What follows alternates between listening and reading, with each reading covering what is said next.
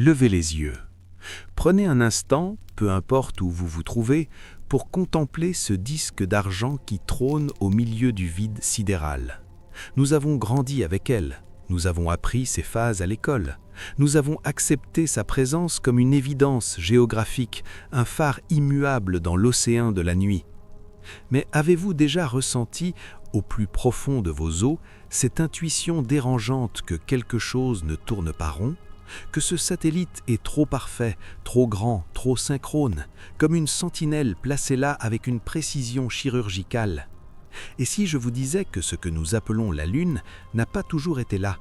Si je vous disais que les plus anciennes civilisations de la Terre, celles qui ont vu naître l'écriture et l'astronomie, ne mentionnent absolument rien de son existence dans leurs récits les plus archaïques ? Imaginez la terreur et la fascination d'un monde sans lune, un ciel d'une noirceur absolue où seules les étoiles lointaines perçaient le voile de l'obscurité. C'est dans ce silence cosmique que nous allons plonger aujourd'hui, car les tablettes d'argile de la Mésopotamie, les écrits de Sumer que l'on commence à peine à décoder dans toute leur complexité, nous murmurent une vérité qui pourrait briser notre compréhension de la réalité. Ils nous parlent d'un temps avant la lune, d'une époque où les dieux, les Anunnaki, manipulaient les forces de la création pour asseoir leur domination. C'est un voyage aux confins de la folie et de la science interdite que je vous propose. Si ces histoires te fascinent, abonne-toi à la chaîne. Et si tu m'écoutes dans le silence de la nuit, quelque part sur cette planète, écris-moi un commentaire. Dis-moi d'où tu m'écoutes et l'heure qu'il est là où tu es. Sentir votre présence à l'autre bout de l'écran rend cette exploration d'autant plus réelle, car ce que nous allons aborder dépasse le simple cadre de l'histoire conventionnelle pour toucher à l'essence même de notre origine. La science moderne nous vend la théorie de l'impact géant, l'idée qu'une planète de la taille de Mars, nommée Theia, aurait percuté la Terre pour arracher un morceau de croûte qui serait devenu notre satellite. Mais cette théorie vacille. Elle ne parvient pas à expliquer pourquoi la Lune est si pauvre en fer alors que la Terre en est gorgée, ni pourquoi elle est parfaitement creuse selon certains échos sismiques des missions Apollo. À Sumer, au pays d'entre les deux fleuves, les scribes ne parlaient pas de collision aléatoire, ils parlaient d'une arrivée, d'un positionnement, d'un chariot des dieux ou d'une station d'observation mise en orbite pour surveiller l'expérience humaine. Ressentez-vous ce vertige, cette sensation que le décor de notre réalité n'est qu'un voile pudique jeté sur une machinerie bien plus vaste ? Les Sumériens appelaient la Lune Nana ou Sin, mais derrière ces noms de divinités se cachent des descriptions techniques qui défient l'entendement. Dans les textes de l'Enuma Elish, le récit de la création, la naissance des astres est décrite non pas comme un processus naturel de condensation de gaz et de poussière, mais comme une bataille rangée, une restructuration forcée du système solaire. La Lune y apparaît soudainement comme un trophée ou un instrument de contrôle des marées et des cycles biologiques. Pourquoi notre satellite est-il le seul du système solaire à posséder une orbite aussi circulairement parfaite, alors que tout le reste de l'univers danse dans l'ellipse et le chaos ? Pourquoi sa face cachée reste-t-elle obstinément dérobée à nos regards, comme si elle protégeait un secret trop lourd pour l'humanité ? Pour comprendre, il faut remonter aux premiers rois, à ceux qui disaient tenir leur pouvoir des cieux. Il faut écouter le vent de l'histoire souffler sur les ruines d'Uruk et de Nippur, car c'est là, gravé sur la pierre, que se trouve le mode d'emploi de ce que certains appellent déjà le chariot des dieux. Préparez-vous, car une fois que vous aurez entendu ce que les Sumériens ont réellement décrit, vous ne regarderez plus jamais le ciel nocturne de la même manière. Vous n'y verrez plus un astre, mais un témoin silencieux, une structure artificielle qui nous observe depuis l'aube des temps. Pour comprendre l'ampleur du secret que nous tentons de percer, il nous faut d'abord accepter de déconstruire tout ce que la science moderne nous a inculqué comme étant des certitudes immuables. Nous avons cette fâcheuse tendance, en tant qu'humains du XXIe siècle, à regarder le passé avec une condescendance presque puérile, rangeant les récits anciens au rayon des mythes poétiques ou des délires de peuples superstitieux. Pourtant, les Sumériens possédaient une connaissance des cycles astronomiques, de la précession des équinoxes et de la nature des planètes qui n'a été redécouverte que des millénaires plus tard. Alors, quand ils nous parlent de la création du monde, pourquoi refusons-nous d'écouter le détail le plus troublant de leur chronique ? Il existe un terme que les historiens grecs, bien plus tard, utiliseront pour décrire les peuples les plus anciens de la Terre, les prosélènes, littéralement ceux qui étaient là avant la Lune. Aristote, Apollonios de Rhodes ou encore Plutarque mentionnent dans leurs écrits que les Arcadiens, en Grèce, revendiquaient une lignée remontant à une époque où le disque lunaire ne brillait pas encore dans les cieux. Mais c'est à Sumer que cette absence est la plus documentée, de manière indirecte mais formelle.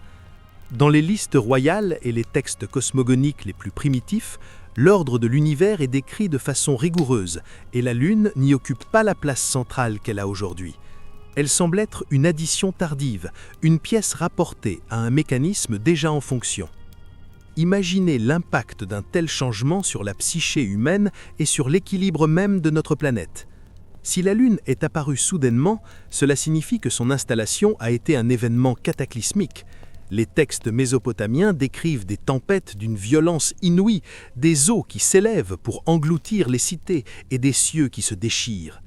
Est-ce là le véritable souvenir du déluge ? Non pas une simple inondation due à la pluie, mais le résultat de l'attraction gravitationnelle soudaine d'un objet massif capturé par la Terre, ou plutôt placé intentionnellement en orbite basse.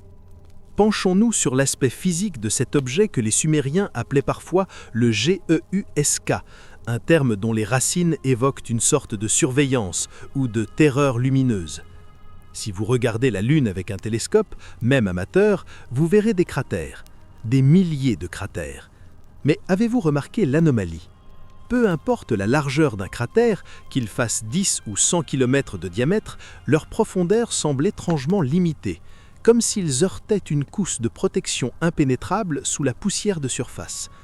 À Sumer, on décrivait la Lune non pas comme une boule de roche, mais comme un bouclier ou une coque. Les textes de l'Enuma Elish nous racontent la victoire de Marduk sur Tiamat. Dans cette version, Tiamat est souvent interprétée comme une planète détruite et ses restes auraient formé la ceinture d'astéroïdes. Mais le texte mentionne que Marduk a pris la tablette des destinées et qu'il a fixé les demeures des dieux.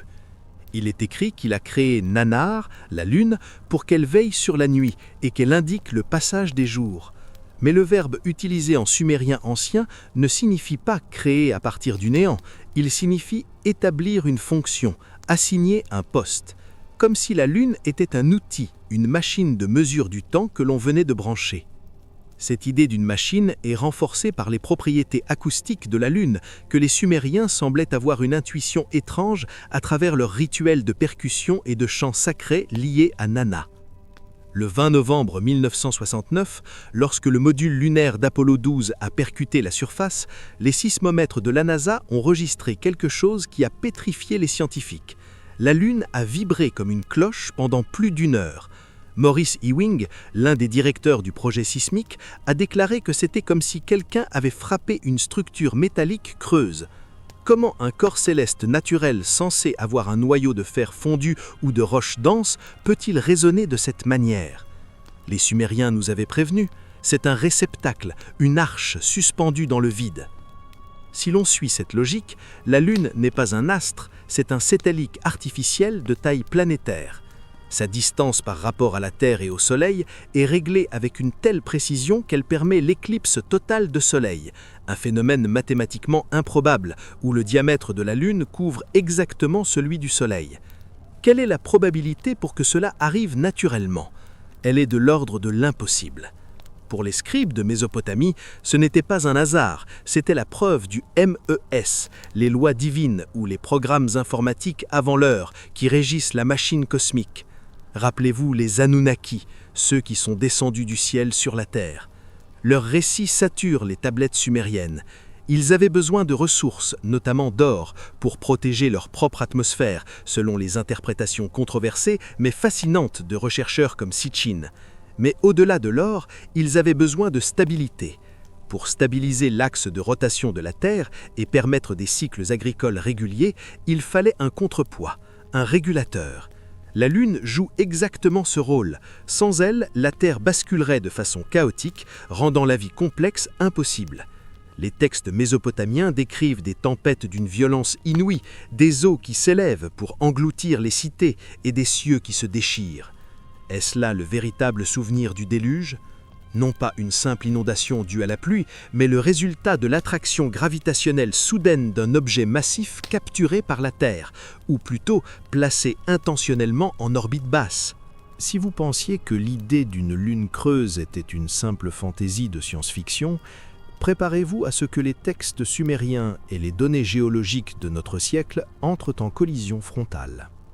Les scribes d'Uruk et de Lagash utilisaient des termes très précis pour décrire la nature physique des astres.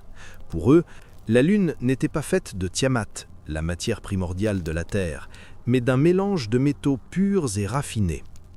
Ils appelaient souvent le satellite le ziggurat étincelant du ciel. Et quand on analyse les échantillons de sol rapportés par les missions spatiales, la réalité devient plus étrange que n'importe quelle légende.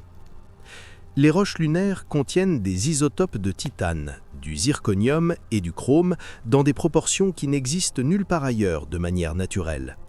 Plus troublant encore, on y a trouvé des traces de métaux transformés, comme du laiton et du néodyme. Le laiton n'existe pas à l'état naturel, c'est un alliage créé par l'intelligence. Comment une pierre flottant dans l'espace peut-elle présenter les caractéristiques d'une fonderie industrielle ? Les Sumériens nous donnaient déjà la réponse. Ils décrivaient le processus de moulage du disque lunaire par les Anunnaki. Dans les récits de la création, on mentionne que le satellite a été renforcé pour supporter le poids des âges. Imaginez une structure d'une complexité absolue, une sphère de Dyson miniature ou un immense dôme géodésique dont la coque interne serait composée de titane haute résistance. Pour camoufler cette technologie aux yeux des espèces primitives que nous étions, les constructeurs auraient attiré des débris spatiaux et de la poussière cosmique pour créer cette couche de régolithes que nous voyons aujourd'hui. C'est ce que les textes mésopotamiens appellent le manteau de poussière de Sin. Ce manteau sert de bouclier thermique, mais aussi de camouflage parfait. Sous cette poussière, la Lune ne serait pas de la roche, mais une armature métallique capable de supporter des impacts qui auraient dû la briser en 1000 morceaux depuis longtemps. Pourquoi la Lune ne possède-t-elle pas de champ magnétique global comme la Terre, alors que ses roches sont magnétisées? C'est un paradoxe qui rend les astrophysiciens fous. Mais si l'on regarde les schémas des ziggurats sumériennes, ces pyramides à degrés qui servaient de porte vers le ciel, on remarque une similitude frappante avec la manière dont ils décrivaient les stations orbitales. Pour les Sumériens, le magnétisme n'était pas une propriété de la pierre, mais une force de direction, le ME, insufflé dans l'objet pour le maintenir en place. Si la Lune est une machine, son champ magnétique n'est pas naturel, il est fonctionnel, résiduel, le vestige d'un moteur ou d'un réacteur aujourd'hui éteint ou en mode veille.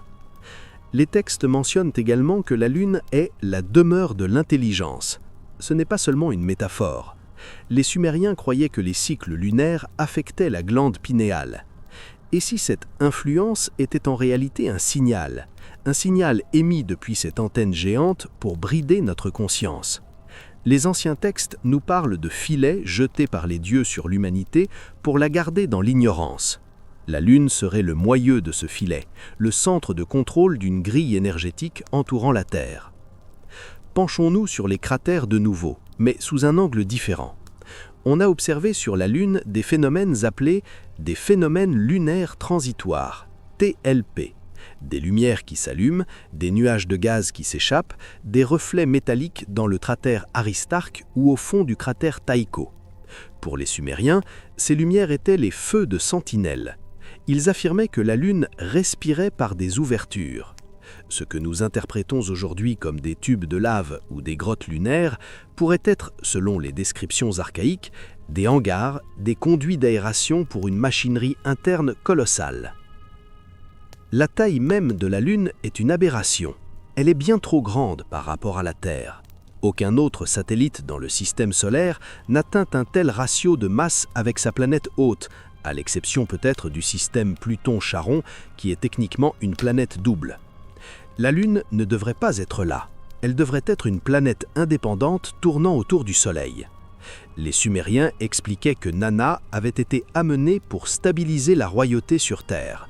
En termes modernes, pour stabiliser l'inclinaison de l'écliptique, permettant ainsi d'avoir 4 saisons prévisibles. Sans saison, pas d'agriculture. Sans agriculture, pas de civilisation. Les Anunnaki n'ont pas seulement créé l'homme, ils ont construit l'environnement nécessaire à son exploitation. Ressentez l'implication de cette idée. Si vous regardez la Lune ce soir, ne voyez pas une pierre morte, voyez un ordinateur de bord vieux de centaines de milliers d'années, une structure dont les calculateurs règlent encore la hauteur de nos océans et le flux de nos hormones. Les Sumériens n'avaient pas de télescope de verre, mais ils avaient une connaissance héritée, transmise par ceux qu'ils appelaient les gardiens des cieux. Ces gardiens ne sont pas partis. Ils ont seulement éteint les lumières visibles pour que nous puissions dormir en paix, ignorant de la surveillance constante qui s'exerce au-dessus de nos têtes. Il existe une frontière psychologique que l'humanité n'a franchie que très récemment, celle de la face cachée de la Lune. Pendant des millénaires, nous avons été condamnés à ne voir qu'un seul côté de ce disque, une seule facette d'une réalité qui en comporte pourtant deux. Pourquoi ? Par quel miracle de la physique, la période de rotation de la Lune est-elle exactement égale à sa période de révolution ? Ce verrouillage gravitationnel n'est pas seulement rare, il est d'une précision qui frise l'intentionnel. Pour les Sumériens, ce n'était pas une coïncidence. Ils disaient que le regard de Sin était braqué sur la Terre, tandis que son dos était tourné vers l'abîme, vers le domaine pur des dieux. Dans les tablettes de la bibliothèque d'Assurbanipal, qui regroupe des savoirs hérités directement de Sumer, on évoque des demeures de cristal et des structures d'argent situées là où l'œil humain ne peut se poser. Les scribes utilisaient le terme Anki pour désigner l'union du ciel et de la terre, mais ils précisaient que la lune servait de pont ou de douane. Sur la face cachée, à l'abri des regards indiscrets de l'humanité balbutiante, les Anunnaki auraient érigé une infrastructure colossale. Ce ne sont pas des spéculations. Lorsque les premières sondes soviétiques et américaines ont survolé l'autre côté dans les années 60, elles ont révélé un paysage radicalement différent. Moins de mers de basalte, mais des cratères plus profonds et des anomalies de relief qui ressemblent étrangement à des excavations artificielles. Si vous écoutez les témoignages, souvent étouffés, de certains astronautes ou analystes de l'imagerie satellite, on parle de structures géométriques, de dômes translucides et de monolithes qui semblent défier l'érosion millénaire. Les textes sumériens décrivaient cela comme le Égal, le grand palais céleste, un lieu où les dieux se réunissaient pour décider du sort des têtes noires, le nom qu'ils donnaient aux humains. Imaginez une station de contrôle dotée d'une technologie de traitement de données qui dépasse notre compréhension, utilisant la structure creuse de la Lune comme une caisse de résonance pour amplifier des ondes de basse fréquence. Ces ondes, selon les traditions ésotériques sumériennes, serviraient à réguler la biologie terrestre, mais aussi à limiter l'expansion de notre propre conscience. Pourquoi nous cacher cette face ? Si la Lune est une machine, elle a besoin d'une zone de maintenance, de port d'amarrage, de centre d'énergie. En tournant toujours le même côté vers nous, les constructeurs de ce satellite se sont assurés une zone de totale confidentialité. Les Sumériens parlaient de portes qui s'ouvraient dans le ciel nocturne. Aujourd'hui, nous appellerions cela des hangars ou des portails dimensionnels. Ils décrivaient des objets sortant de la Lune, des oiseaux d'orage ou des chars de vent, pour descendre sur les sommets des ziggourats. Ces engins ne venaient pas de lointaines galaxies à chaque voyage, ils étaient stationnés juste là, à 384 000 km de nos têtes, dans les entrailles de ce satellite artificiel. Ressentez l'implication de cette surveillance. Chaque nuit, depuis des centaines de milliers d'années, une intelligence nous observe. Elle a vu l'ascension et la chute de Babylone, elle a vu les guerres mondiales, elle voit nos doutes et nos espoirs, mais elle reste silencieuse. Ce silence est la preuve la plus troublante de son origine non naturelle. Un objet naturel est chaotique, un objet artificiel suit un protocole. Les Sumériens appelaient ce protocole le Namter, le destin ou le programme. Pour eux, le destin n'était pas une fatalité divine, mais une série de directives émanant du centre de commande lunaire. Certains chercheurs marginaux, en analysant les textes de la création, suggèrent que la Lune fonctionne comme un collecteur d'âmes ou un recycleur énergétique. Les Sumériens disaient que l'esprit des défunts devait passer par les portes de Sin avant de poursuivre son voyage. Et si la Lune n'était pas seulement une station d'observation, mais un immense serveur informatique stockant l'essence même de l'expérience humaine, une sorte de cloud antique et technologique où chaque vie est enregistrée, analysée et peut-être réinitialisée. Ça expliquerait pourquoi les civilisations anciennes étaient si obsédées par les rituels funéraires et l'alignement de leurs tombes avec les phases lunaires. Ils savaient que le départ se faisait par là-haut. Regardez les cratères de la face cachée de plus près. Certains, comme le cratère Daedalus, présentent des formations internes qui ne ressemblent à rien de géologique. Ce sont des angles droits, des structures en T, des excavations qui semblent suivre les veines de minerais précieux. Les Sumériens racontaient que les dieux creusaient la montagne du ciel pour en extraire des essences nécessaires à leur immortalité. Si la Lune est creuse, comme le suggèrent les résonances sismiques, alors ce que nous voyons en surface n'est que la peau d'un fruit dont la chair est technologique. Une sphère dont l'intérieur est divisé en niveaux, en secteurs, en cités entières capables d'accueillir des millions d'êtres. Mais alors pourquoi les Anunnaki auraient-ils besoin d'une telle base? Pourquoi ne pas rester sur Terre? La réponse se trouve dans l'instabilité de notre planète. La Terre est soumise aux séismes, aux éruptions volcaniques, aux changements climatiques. La Lune, elle, est un environnement contrôlé, une arche de sécurité. Les textes sumériens mentionnent souvent que lors du déluge, les dieux se sont réfugiés dans le ciel d'An, attendant que les eaux se retirent.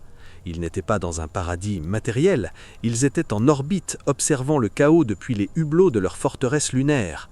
Imaginez la scène. Le monde sombre sous les eaux, les cités de Mésopotamie sont effacées de la carte. Et là-haut, imperturbable, le disque d'argent brille d'une lueur froide. Les survivants, agrippés au sommet des montagnes, lèvent les yeux et voient leur salut et leurs prisonniers. Ils voient le père Nana qui les regarde avec indifférence.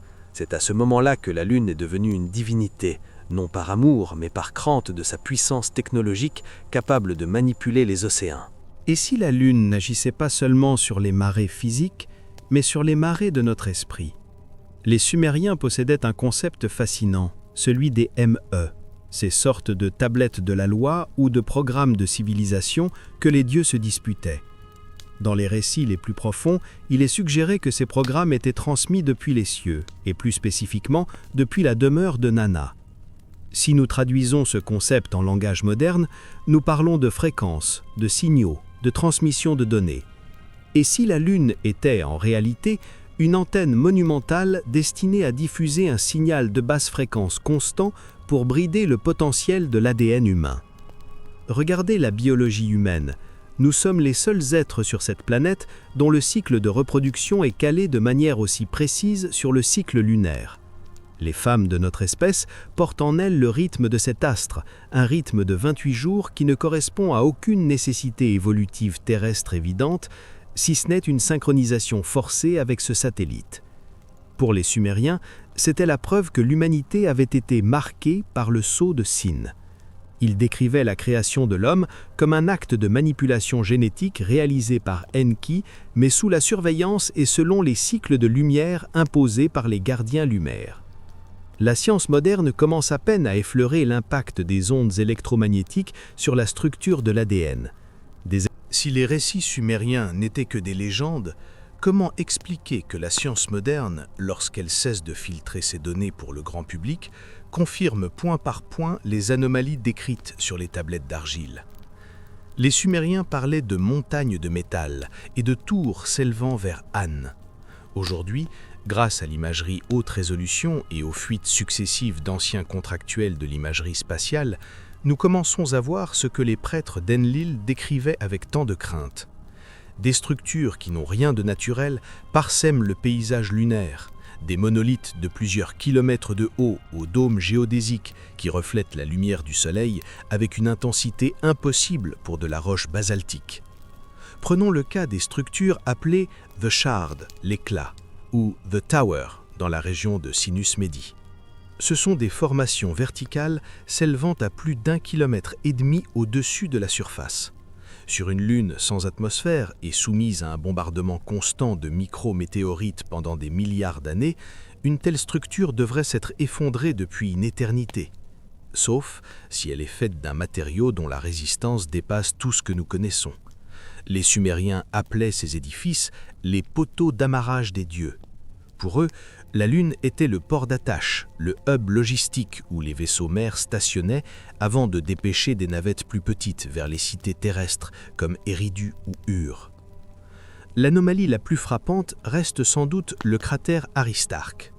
c'est le point le plus brillant de la Lune, si lumineux qu'il est parfois visible à l'œil nu sur la partie sombre du disque.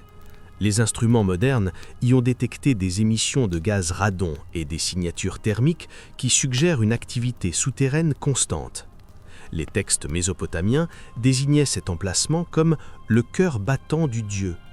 Et si Aristarque n'était pas un cratère d'impact, mais l'ouverture d'un immense réacteur à fusion ou d'un centre de traitement énergétique? La géométrie interne du cratère présente des terrasses parfaitement régulières et des structures en forme de conduit qui s'enfoncent dans les profondeurs de la coque lunaire. Rappelez-vous ce que nous avons dit sur la densité de la Lune. Sa masse est incroyablement faible par rapport à son volume. En 1962, le scientifique de la NASA Gordon MacDonald publiait une étude affirmant que, selon les données gravitationnelles, la Lune semblait être une sphère creuse. Carl Sagan lui-même a admis qu'un satellite naturel ne pouvait être creux. La conclusion logique, bien qu'inacceptable pour l'Académie, est que la Lune est un objet manufacturé.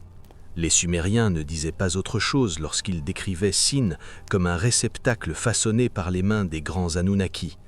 Ils utilisaient le verbe dim, qui s'applique à la construction d'un temple ou d'un outil, jamais à la naissance naturelle d'un organisme. Pourquoi les missions Apollo se sont-elles arrêtées si brusquement en 1972 ? Pourquoi, après avoir dépensé des dizaines de milliards de dollars, l'humanité a-t-elle soudainement perdu tout intérêt pour son satellite pendant plus de 50 ans ? Les rumeurs de rencontres sur la face cachée et les images de structures monumentales, comme le célèbre vaisseau de la face cachée, photographié par Apollo 15 et 20, suggèrent une réalité bien plus sombre. Les textes sumériens parlent d'une interdiction prononcée par les dieux. Ils disent que les hommes ne sont autorisés à lever les yeux vers le ciel que pour apprendre la mesure du temps, mais qu'ils ne doivent pas profaner la demeure de l'argent. Sommes-nous tombés sur une pancarte « Propriété privée géante » en 1969 ?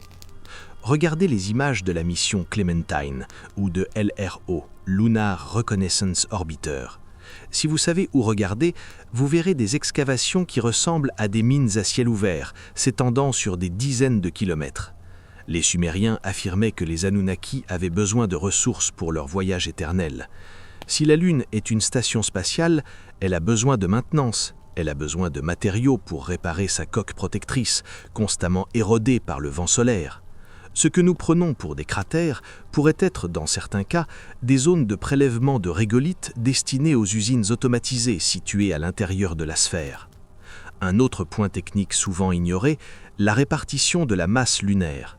On a découvert des zones de densité extrême appelées des mascones, mass concentrations, situées sous les grandes mers lunaires. Ces mascones sont si puissants qu'ils dévient la trajectoire des satellites en orbite basse. Pour les ingénieurs, cela ressemble à des lestages ou à des composants structurels massifs, comme des moteurs ou des générateurs de gravité, placés stratégiquement à l'intérieur de la coque pour stabiliser l'objet. Les Sumériens appelaient ces points de force les ancrages de la Terre. Sans ces ancrages, la Lune ne pourrait maintenir sa position parfaite, celle-là même qui permet à la vie terrestre de ne pas être balayée par des marées chaotiques. Ressentez l'isolement dans lequel nous nous trouvons. Nous vivons sur une planète magnifique, mais nous sommes entourés d'une technologie que nous ne comprenons pas, une technologie qui date avant l'histoire connue. Les Sumériens étaient les héritiers de ce savoir. Ils n'avaient pas besoin de prouver la nature artificielle de la Lune, car pour eux, c'était une évidence historique, au même titre que l'existence de leur roi. Ils vivaient dans l'ombre du satellite, sachant que leur créateur était là-haut, dans leur ville de lumière, observant chaque progrès, chaque erreur, chaque balbutiement de notre espèce. Nous voici au terme de ce voyage, au bord du précipice de la connaissance interdite. Nous avons parcouru les textes poussiéreux de Sumer, analysé les métaux impossibles de la coque lunaire et ressenti le poids du signal de contrôle sur notre propre ADN. Mais la question demeure, cet état de fait est-il éternel ? Sommes-nous condamnés à rester les captifs d'une horloge d'acier pour le reste de notre existence biologique ? Si l'on en croit les prophéties les plus secrètes des prêtres astronomes de Mésopotamie, la réponse est non. Le règne de la Lune a un début et il a une fin. Les Sumériens évoquaient une époque future qu'ils appelaient le jour du grand retournement, où la Lune perdrait sa lueur et où les fils de la Terre briseraient le sceau de l'an. En termes astronomiques modernes, nous observons un phénomène étrange. La Lune s'éloigne de nous. Chaque année, elle gagne quelques centimètres vers l'espace profond. Pour les anciens, ce n'était pas une dérive orbitale accidentelle, mais le signe d'un désengagement. La sentinelle finit son tour de garde. La machine, après des millénaires de service, s'épuise ou se prépare à quitter son poste de surveillance. Qu'adviendra-t-il de l'humanité lorsque le signal de SIN s'éteindra enfin ? Imaginez un instant que le pare-feu qui limite votre cerveau, ce signal de basse fréquence que nous avons exploré, cesse brusquement d'émettre. Les textes sumériens décrivent cela comme une explosion de lumière dans l'esprit. Ce serait l'éveil soudain de ce que nous appelons aujourd'hui l'ADN dormant. Nos capacités de perception, de télépathie, notre connexion directe à la source de l'univers, sans passer par le filtre lunaire, seraient restaurées. C'est ce que les anciennes traditions appellent l'âge d'or, un temps où l'homme et le divin ne font qu'un, car l'écran artificiel a été levé. Cependant, les Anunnaki, ces architectes du ciel, n'ont pas prévu de nous laisser les clés de la prison si facilement. La multiplication des observations d'objets volants non identifiés autour de la Lune et l'intérêt soudain des puissances mondiales pour la création de forces de l'espace suggèrent que nous approchons d'une phase de transition critique. Nous sommes dans cette fenêtre de temps où l'humanité commence à comprendre la supercherie. Les tablettes de l'Enuma Elish nous avertissent. Lorsque l'esclave comprend la nature de son maître, le maître change de tactique. La Lune pourrait être remplacée, ou sa fonction pourrait muter pour devenir encore plus intrusive à travers nos technologies satellites et numériques actuelles. Regardez la Lune une dernière fois. Elle n'est plus ce simple disque romantique des poètes, c'est une merveille technologique, un rappel silencieux que notre histoire ne nous appartient pas totalement. Mais dans cette prise de conscience réside notre plus grande force. En comprenant que la Lune n'est pas naturelle, nous comprenons que les limites que nous nous imposons ne sont pas naturelles non plus. La peur, la rareté, la violence, le sentiment d'isolement cosmique, tout cela est le produit d'une fréquence diffusée depuis une station spatiale de titane et de poussière. Les Sumériens nous ont laissé un héritage de pierre et d'argile pour que le moment venu, nous puissions nous souvenir. « Cherche la lumière qui ne vient pas du ciel », disait un ancien proverbe dur. Cela signifie que la véritable souveraineté humaine ne se trouve pas dans la conquête de l'espace, mais dans la réappropriation de notre propre fréquence interne.